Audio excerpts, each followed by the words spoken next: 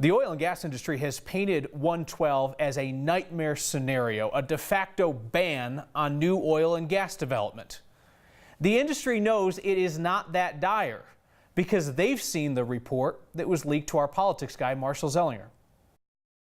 When it comes to Proposition 112, we've heard from teachers. This is effectively a ban. Even a reverend. Proposition 112 compels me to speak out. But we've never seen a political ad talking about what oil and gas operations would still look like if Proposition 112 passed. As we've told you, that means changing the oil and gas operations limits from 500 feet from a home and 1,000 feet from a school to 2,500 feet away from homes, schools, playgrounds, streams, and creeks.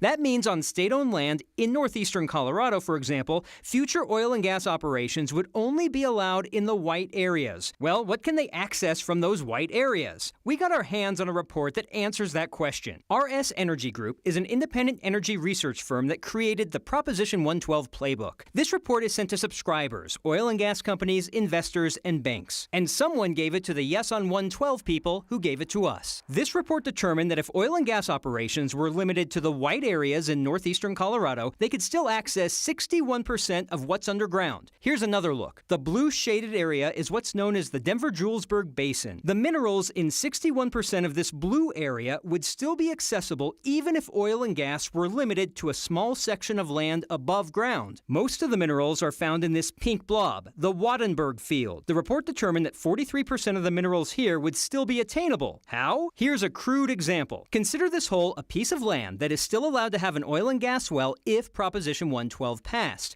The oil and gas company could use horizontal drilling to dig into the ground and go sideways 10,000 feet to still get the minerals where they are no longer allowed to set up shop above ground. For Next, I'm Marshall Zellinger.